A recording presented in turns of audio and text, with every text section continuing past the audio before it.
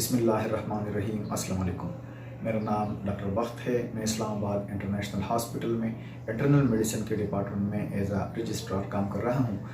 आज हमारा topic epilepsy के बारे में है, जिसको मिर्गी कहते हैं या जिसको झटकों की बीमारी कहते हैं। तो एपिलेप्सी क्या है, इसकी असबाब क्या है, इससे किस तरह बचाया जा सकता है और इसकी ट्रीटमेंट क्या है।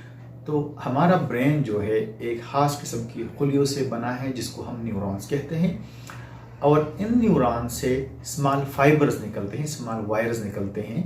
एक इसका खुलिया होता है, उसकी खुलिये से स्मॉल फाइबर्स निकलते हैं जिसको डेंड्राइट्स कहते हैं, और इससे फिर लॉन्ग वायर्स निकलते हैं जिनको हम एक्सॉन कहते हैं। तो दिमाग जो है इन न्यूरॉन से बना है और न्यूरॉन एक दूसरे के साथ इंटरकनेक्टेड होते हैं, जिस तरह बिजली के वायर्स होते हैं।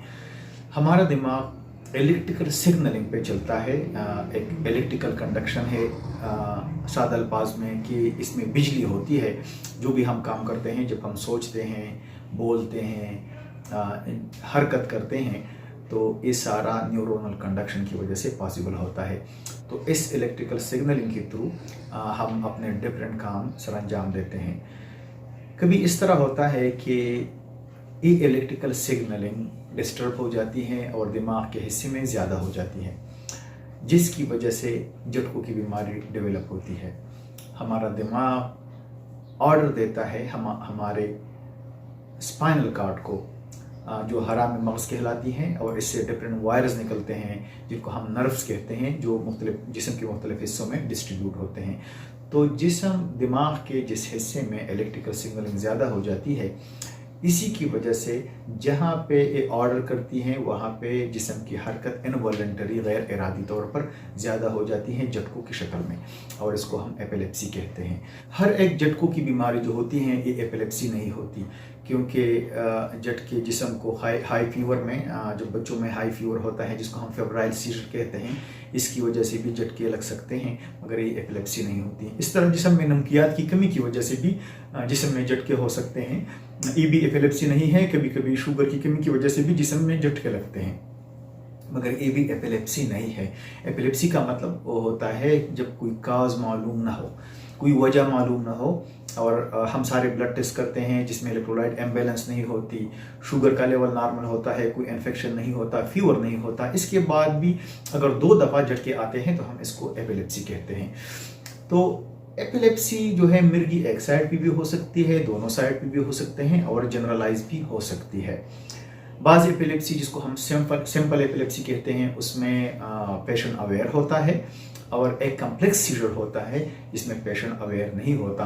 तो सिंपल फोकल, कम्प्लेक्स फोकल, ये डिफरेंट नाम है जो हम मेडिकल टर्मिनोलॉजी में यूज़ करते हैं। तो इसकी हम किस तरह तशखीस करते हैं, जब पेशेंट को एपिलेप्सी की बीमारी हो तो उसको क्या करना चाहिए। पहले तो यह है कि जो डॉक्टर एपिलेप्सी को ट्रीट करता है उसको कहते हैं न्यूरोलॉजिस्ट, और वो न्यूरोलॉजी के वार्ड में मौजूद होते हैं। तो पेशेंट को ले जाना चाहिए न्यूरोलॉजी की वार्ड में। वहाँ पे हम इस तरह करते हैं कि मरीज के सारे ब्लड इन्वेस्टिगेशन करते हैं कि हम रूल आउट कर लें हाइपोग्लाइसीमिया, जो शुगर की कमी है, इलेक्ट्रोलाइट इम्बैलेंस, नमकियात की इम्बैलेंस को रूल आउट करते हैं, कोई इन्फेक्शन ना हो, इसको हम रूल आउट करते हैं। और इसमें हम सीटी स्कैन कहते हैं, जिसको हम कैट स्कैन भी कहते हैं, जिसको लोग बड़ा एक्सरे कहते हैं दिमाग का, या एमआरआई करते हैं, मैग्नेटिक रेजोनेंस इमेजिंग करते हैं कि ब्रेन में कोई लीजन तो नहीं है, इसको हम रूल आउट करते हैं। जब ये सारी चीज़ें हम रूल आउट कर जाते हैं तो पर एक खास टेस्ट है जिसको हम कहते हैं EEG, इलेक्ट्रोएन्सेफेलोग्राफी। सारे लोग वाकिफ हैं ECG से। ECG का मतलब है इलेक्ट्रोकार्डियोग्राफी, जिसमें हम हार्ट का जो फंक्शन है वो एक पेपर पे ग्राफ की शक्ल में मालूम करते हैं। इससे हमें पता चलता है कि दिल की कंडक्शन और दिल का काम कैसे जा रहा है। इस तरह EEG जो है इलेक्ट्रोएन्सेफेलोग्राफी, इससे हम दिमाग के वेव फॉर्म जो है जिसमें इलेक्ट्रिकल कंडक्शन है, इसको हम मालूम करते हैं कि नॉर्मल है या नॉर्मल नहीं है। तो अगर एक पेशेंट को मिर्गी की बीमारी है तो उसको हम एक टोपी पहनाते हैं जिसमें इलेक्ट्रोड्स लगे होते हैं, और ये इलेक्ट्रोड्स अटैच होते हैं एक मॉनिटर के साथ। तो ये हम पेशेंट को लगाते हैं, और इस मॉनिटर पे जो दिमाग में इलेक्ट्रिसिटी है वो एक ग्राफ के शक्ल में हमें रूनुमा होती है। और अगर पेशेंट को कोई डिस्चार्ज हो, एपिलेप्टिफॉर्म डिस्चार्ज जिसको कहते हैं, तो हमें नज़र आ जाता है। In most of the cases अगर पेशेंट को अभी झटके न भी हो तो वो डिस्चार्जेस हमें नज़र आते हैं। कभी कभी इस तरह होता है कि पेशेंट को एपिलेप्सी होती है और हम वो एपिलेप्टिफॉर्म डिस्चार्जेस को एबनॉर्मल वेव फॉर्म है वो हमें नज़र नहीं आता, तो फिर हम मुख्तलिफ तरीके इख्तियार करते हैं। जिस तरह स्लीप डिप्राइवेशन EEG है, हम मरीज़ को बताते हैं कि अपनी स्लीप को कम करें। तो स्लीप की कमी की वजह से न्यूरॉन्स जो है दिमाग के खुले और भी एक्साइट हो जाते हैं और हमें वो एपिलेप्टिफॉर्म डिस्चार्ज जो है नज़र आ जाते हैं। फिर जो है जिस तरह मैंने बताया, हर झटके की बीमारी एपिलेप्सी नहीं होती। अगर फीवर है तो हम बुखार का ट्रीटमेंट करते हैं, वो ठीक हो जाता है। अगर नमकियात की एम्बेलेंस है, इलेक्ट्रोलाइट एम्बेलेंस, इसको हम ट्रीट करते हैं तो वो झटकों की बीमारी ख़त्म हो जाती है। इस तरह अगर दिमाग में कोई रसूली है तो इसका ऑपरेशन होता है।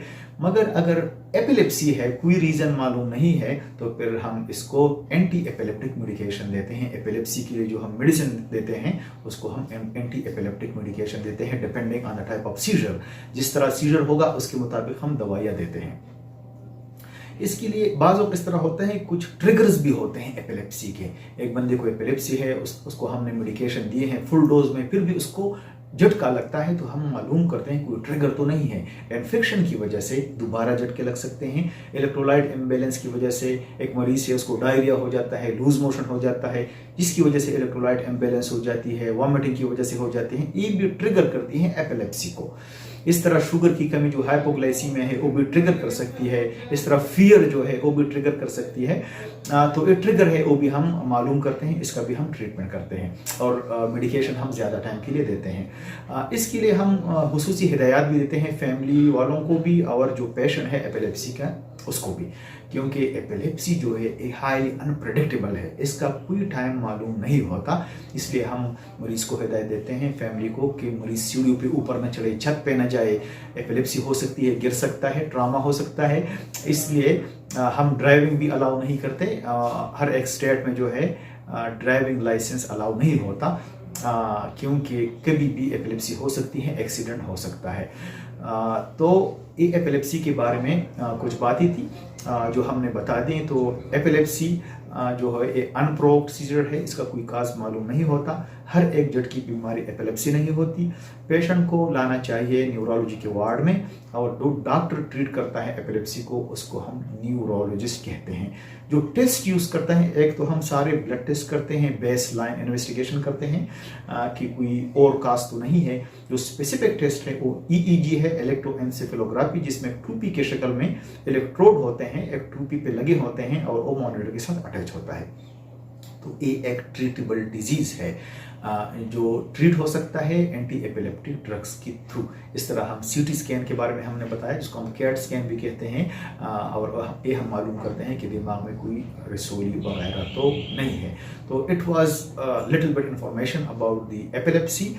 जिस फैमिली में इस तरह पेशेंट हो तो उसको न्यूरोलॉजी के वार्ड में लाना चाहिए। तो I hope so this video will be beneficial for the community. और वीडियो के साथ हम हाजिर होंगे। चैनल को सब्सक्राइब करना मत भूलिए। Thank you so much. So nice of you.